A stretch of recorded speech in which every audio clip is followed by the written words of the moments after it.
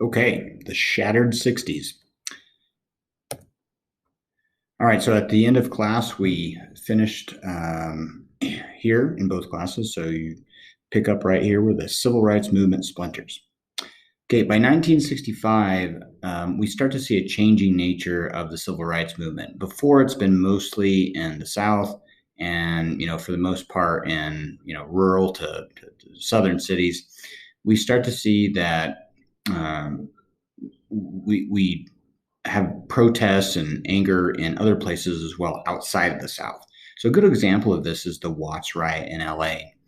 It starts kind of ironically enough with an African American being stopped by a police officer, and the police officer ended up hitting the African American. And when kind of word gets out about this, then there was a lot of looting and rioting and protesting because there wasn't really anything being done to the police officer. And so this spills over not only in Watts, where we have literally hundreds of people involved, several were killed, many people put in jail as a result of this, but we also see it to spread to other places. So we see kind of, I guess you'd say, echo or copycat riots in places like New York, Chicago, Washington, D.C. Okay?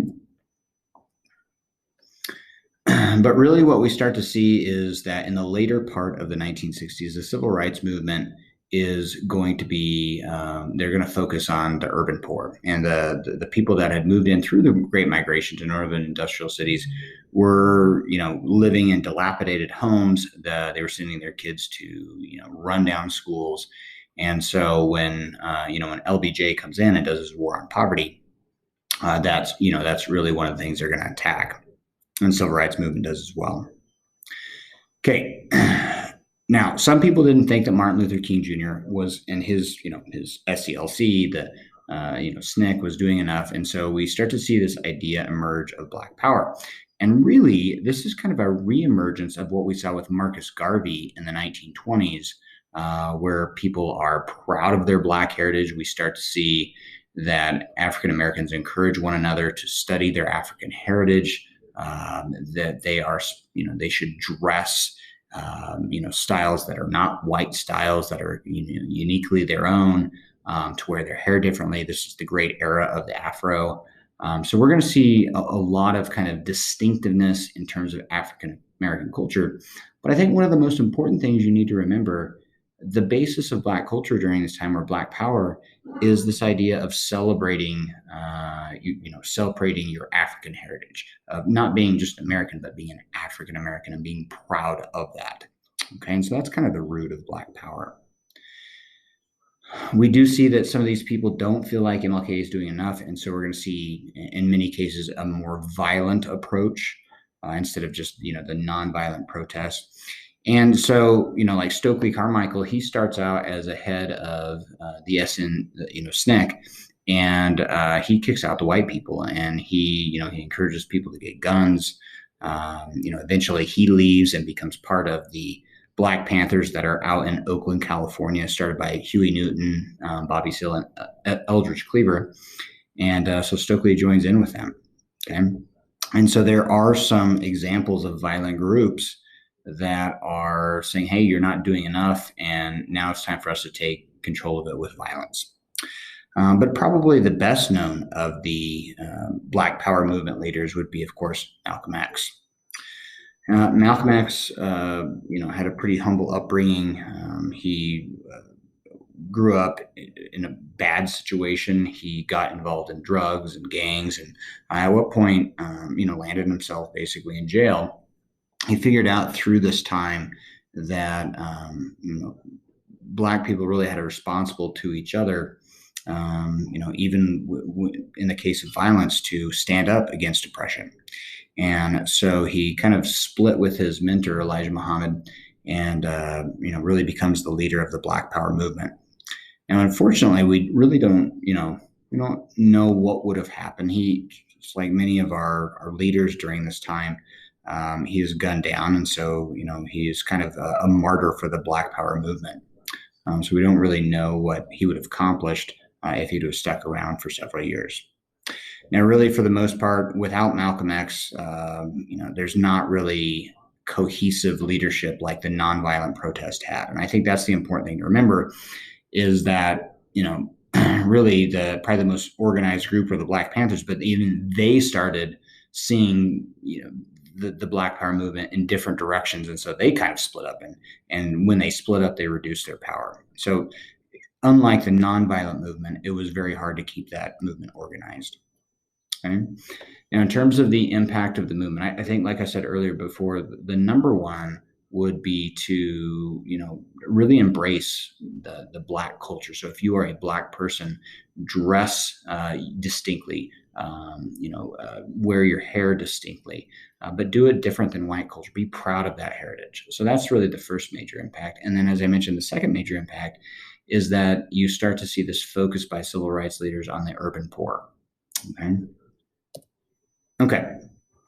Talking about the poor, let's talk about LBJ's Great Society.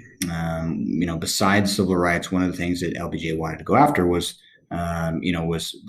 poverty. And as I said in class, about 20% of Americans at this time were living in poverty. One of those groups were the elderly and what are called the indigent. These are people that maybe have mental disabilities. They can't take care of themselves. And so LBJ wins the passage of two of the most lasting and monumental pieces of legislation that create what's called Medicare and Medicaid. Okay, so Medicare first. Medicare, just really simply put, is health care for the elderly. So the same people, typically speaking, that qualify for Social Security. So we're talking about people over 65. Now the government is going to subsidize their health care, and in some cases, pick up all of it. This is quite a commitment. This is very, very FDR-like. This is something that you pay for in your income. So every time that you get a paycheck in your life, you're going to have a certain percentage of it go to Medicare and Medicaid.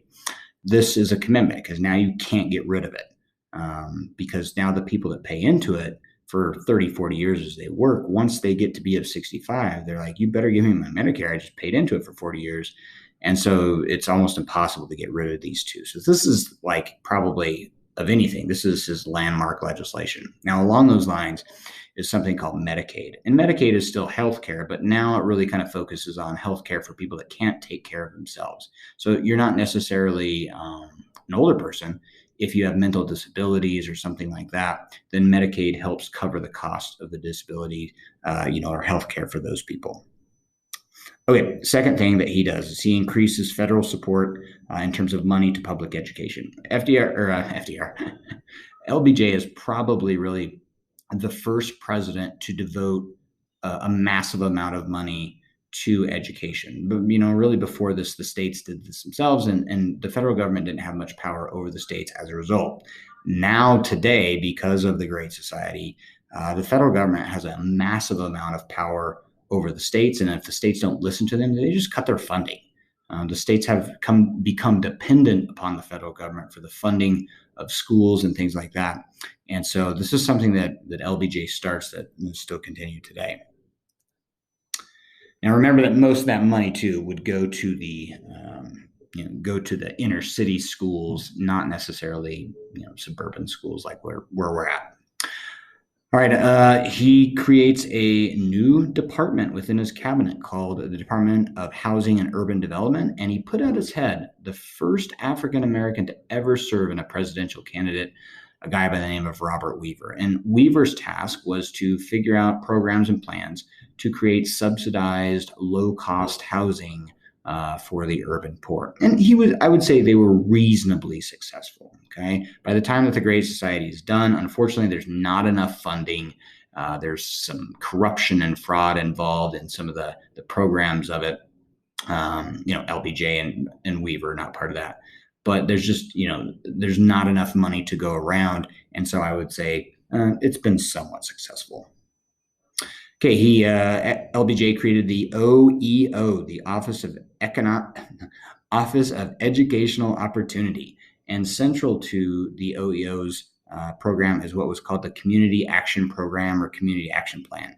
And there were a number of programs involved in community action, but at the heart of the idea was to put people in inner cities in positions of leadership.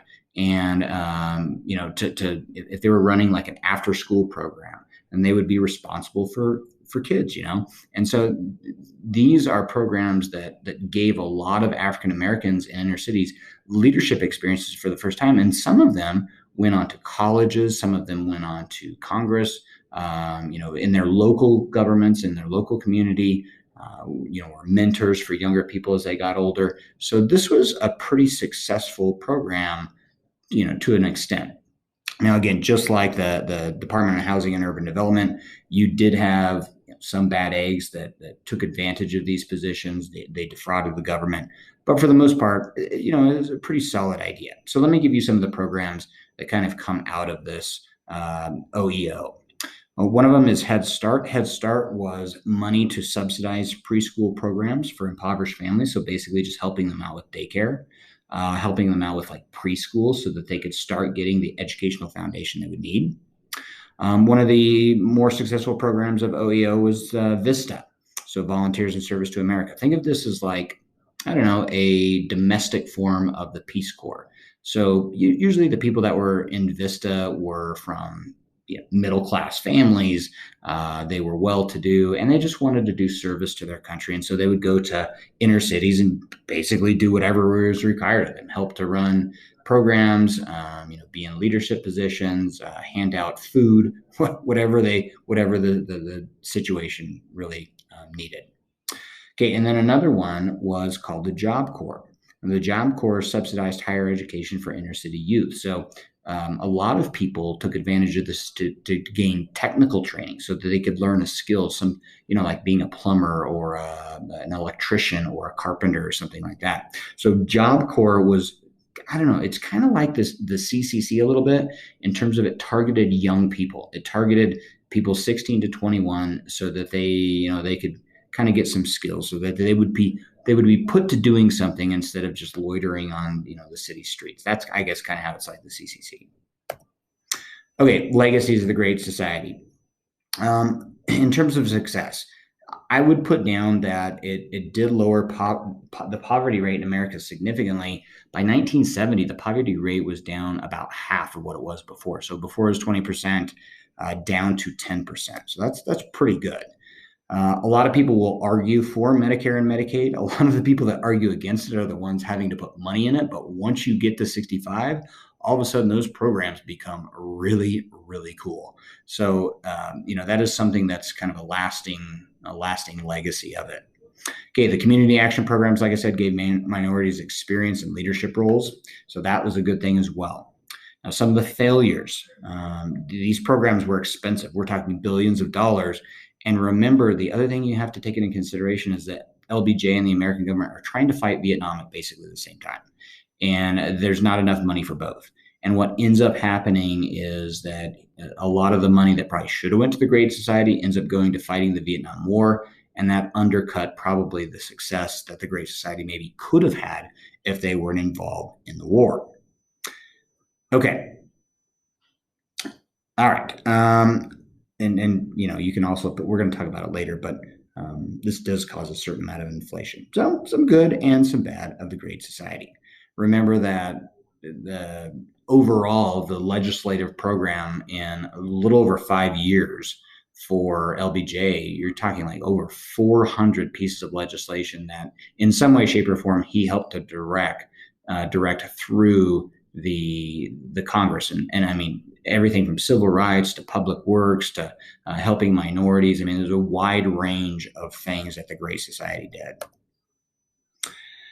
But the thing that sinks LBJ, unfortunately, is Vietnam and his willingness to get involved in it or to escalate it. Just like the other presidents before him, he had his own version kind of containment, and that was summed up in what's called the domino theory. The domino theory holds that if you let Vietnam go to communism, then neighboring Laos or Cambodia is going to go, then Burma, or now as we call it, Myanmar, it's going to go, Thailand's going to go. And so you have to draw the line in the sand. You cannot let communism spread. And so, even though they didn't really need to win, they couldn't lose. They had to just hold out until they could get the North Vietnamese, to a negotiated settlement where they would basically give up.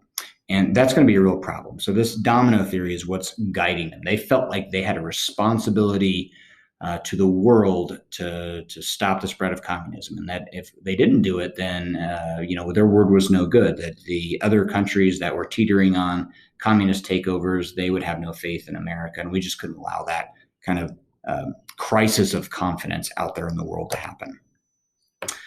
All right, so the event that really starts to change the nature of the Vietnam War was the so-called Gulf of Tonkin incident, or Tonkin Gulf incident. So if you want to find Gulf of Tonkin, it's up there in North Vietnam, just off the coast there. U.S. destroyers were monitoring actions of the South Vietnamese Navy. Apparently, they were fired on by the North Vietnamese, and LBJ used it as a pretext to go to Congress, said that, we've been fired upon, we've been attacked. I need permission to do what I can to protect the American forces.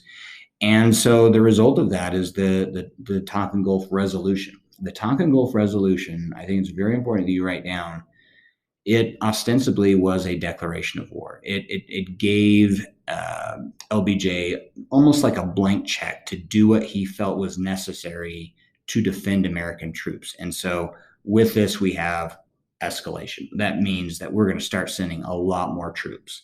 So we're talking, before this incident, we don't even have 100,000 people there. And by 1969, at the height of our involvement, we have over 500,000 troops.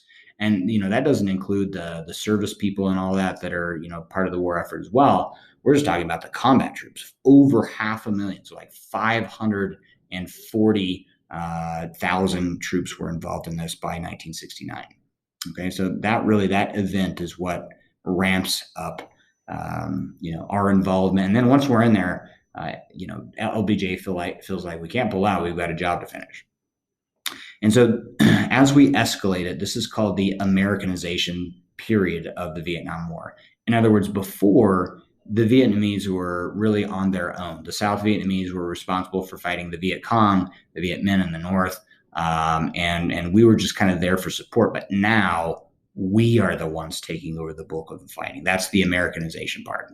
And key to that plan under General Westmoreland, who had kind of taken over as the general in chief of the operation, was this thing called Operation Rolling Thunder. And basically it was just us going over not only North Vietnam, but also going over Cambodia and Laos, because that's where we had the 17th parallel pretty locked up. And so what the Viet Cong would do is they would just get their supplies. They would go into Laos or Cambodia in the rainforest, and then they would just go into a much more difficult border on South Vietnam on the side. You can see that in the red arrows. And so they would just enter into South Vietnam and infiltrate it that way. And so the idea of Operation Rolling Thunder was to find strategic areas where the Viet Cong were, or they were getting their supplies, and just bomb the living daylights out of it. And that's why it's called Rolling Thunder, because it would be, bomb, bomb, bomb. It would sound like rolling thunder. All right. Well, you don't need to know too much about Vietnam, but in terms of the war itself, but there are a couple of events you need to know. And one of them is the Tet Offensive. And so at the end of 1968, the North Vietnam launched a massive attack on the South.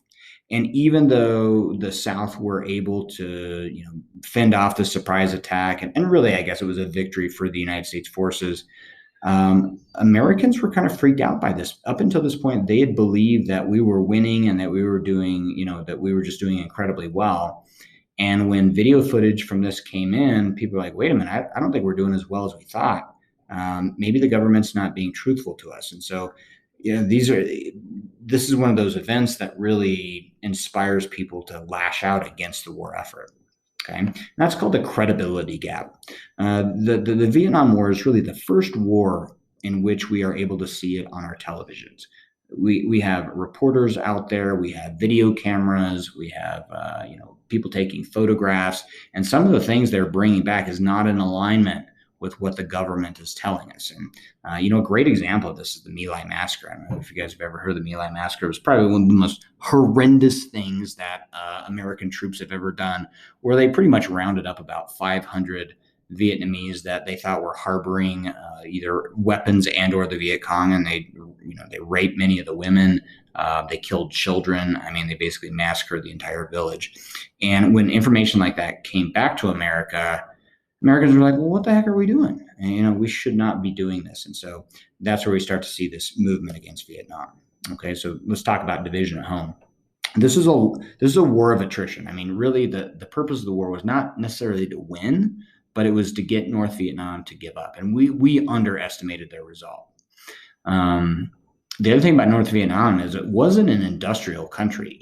Like when the Germans were bombing and when the British were bombing in World War II, one of the first things we did is go after industrial targets. Like if you destroy their factories, they cannot produce war material. Well, the South wasn't fighting that way. The North weren't fighting that way. They were really fighting just like an ambush, small scale guerrilla attacks. It wasn't like a major force that was getting us. It was, death by ducks, where they're just chipping at us a little bit at a time. And that was very hard to fight. These people would blend in very well. They would build underground bunkers, underground tunnel networks. And then really the South Vietnamese villagers, because ethnically they were very similar to the North Vietnamese, spoke the same language. Many of them were Buddhists or whatever religion that they're a part of. They had a lot of similarities, and so they tended to gravitate towards those people. And we sort of what we lost the hearts and minds of those people. And this is really tough on us.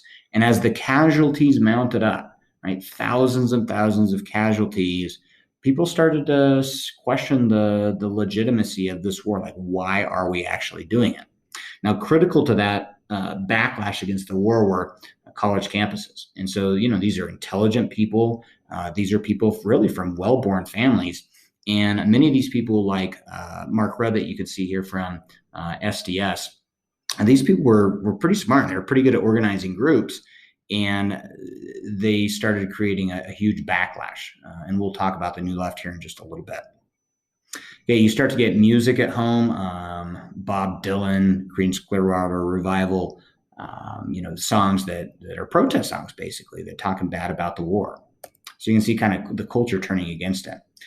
But then even within America's government, you had people questioning what we were doing. And so a couple of good examples of this would be like George Kennan. George Kennan, the very guy that created the containment doctrine, he testified in Congress that he didn't think that the containment doctrine was appropriate for Southeast Asia. He thought it was okay for Europe, but not for Southeast Asia. And he was a very respected member of the community. We have other examples of people within the government. We have a general within the government that testifies that they don't think that there's a chance for victory. We've got other people that are saying that the government's not telling us the truth. So you have people within the American government that are now starting to lose faith, and a house divided, as Lincoln said, cannot stand. So you've got lots of things attacking the war effort, and then to add insult to injury, you've got inflation, the amount of money that it's taking to fight both the war. But remember, LBJ is trying to do the Great Society, and there's not enough. There's not enough money, and so we're deficit spending. And as we deficit spend, now all of a sudden prices are going up. And so by the end of the LBJ era and into Nixon's first couple of years, we're going to see, and it's going to be a continuing theme throughout the 70s, we're going to be dealing with inflation. Okay, now we've kind of talked about the civil rights era. Now we're going to talk about something called the New Left, which isn't, it's different than the civil rights movement, but a lot of these people were in tune with the civil rights different. But most of the people in the New Left, they're white, they're middle class, usually college-age students. So even though many of them were civil rights advocates, they weren't necessarily in the civil rights movement. This is a different movement. Okay, it's called the New Left because they wanted to distinguish themselves. They weren't Marxists. Okay, they weren't radicals in that sense. They didn't want to overthrow the government necessarily, but they did. They did have things that they were against. So they were against the lack of civil rights that they thought was necessary in America. They obviously became very much against the involvement of America in Vietnam. They started to protest the draft, but more than anything, they were just against authority. They were against what they called the establishment. They were against the impersonal nature of the college university. They were against corporations. They were against consumerism. They were against greed. All those things the New Left were against. Okay, probably the most prominent group that comes out of the New Left is SDS, the Students for a Democratic Society. It starts in 1962, really, at the University of Michigan, with the Port Huron statement that basically just says, we here of the middle class, basically the well-bred, we see problems out there in the country, and we feel like we are in a position where we need to do something about it. We need to help change. That's the Port Huron statement from SDS. And what they do is they start to inspire other groups. And we're going to talk about the free speech movement here in just a second. Unfortunately for SDS, they do some good things. Some of the people go into inner city poor neighborhoods. They live amongst the poor. They try to help, through different programs. They try to help organize those people to vote. So they did have some success, but I would say for the most part, they had limited success. There was a violent or militant group that comes out of SDS called the Weathermen. Bob Dylan even wrote a song that inspired them as the reason they called themselves the Weathermen. But for the most part, they were mostly just a protest group. They weren't a violent group. Okay. SDS helps to launch and inspire what was called the free speech movement. I think probably if you want to put down the epicenter of the free speech movement, it's probably the University of California at Berkeley. Probably the apex of the free speech movement was the battle over what was called the People's Park. The People's Park was a parking lot, and adjacent to the parking lot was low-income housing where African Americans lived, and they were going to pretty much bulldoze that housing and build housing or more places for university buildings. And so these people occupied it, creating, it was almost like a Hooverville in this area. And then the university was like, okay, well, we got to get these people out.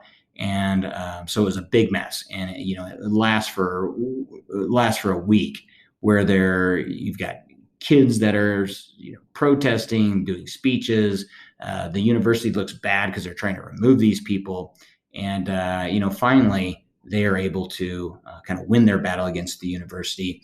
And this starts to inspire other universities to challenge their administration to where they can, hand out literature that protests whatever grievances that they have, either against the government or the university, against like tenured faculty or, discriminations against minorities within admittance policies by the university. There was a wide range of things that they protested. And of course, they started protesting about Vietnam. You started to see people burning their draft cards and things like that. So kind of an interesting movement that inspires then different things happening at Columbia, at Harvard, and other universities as well.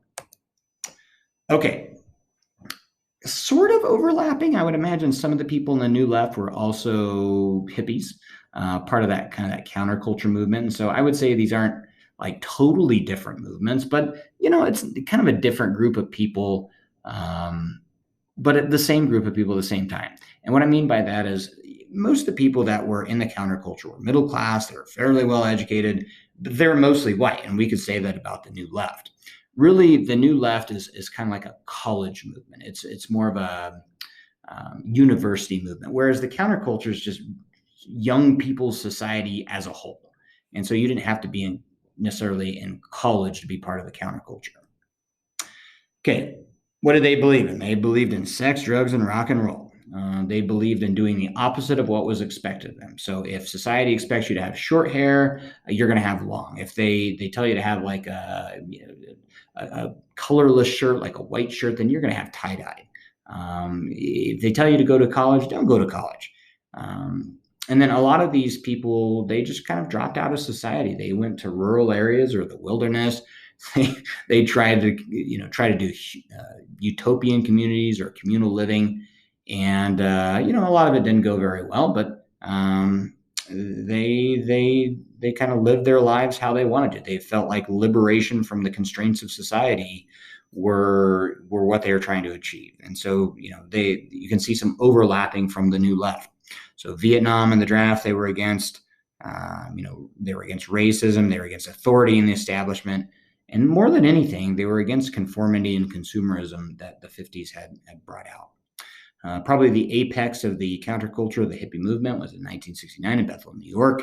We have the famous Woodstock concert. Probably some of the greatest musicians that ever were in this country were at Woodstock. Jimi Hendrix, Santana. I could just keep going on, but really, really amazing time. Okay, almost done here. The ill-fated year of 1968. This is one of the worst years in American history in terms of losing some great people and having some chaotic things happen. So we start the year in April 4th with the assassination of MLK by James Earl Ray, the assassination of Robert Kennedy on June 6th. And then we have an event at the Democratic National Convention. So this is kind of late in the summertime in Chicago. The mayor of Chicago at the time was like this crazy guy named Richard Daley. And there was a group of people called not the hippies, but the yippies. And they were like an anarchist kind of nihilistic group. And they were trying to cause trouble. And so Richard Daley unleashed, almost like the guy in Alabama did, that Bull Connor.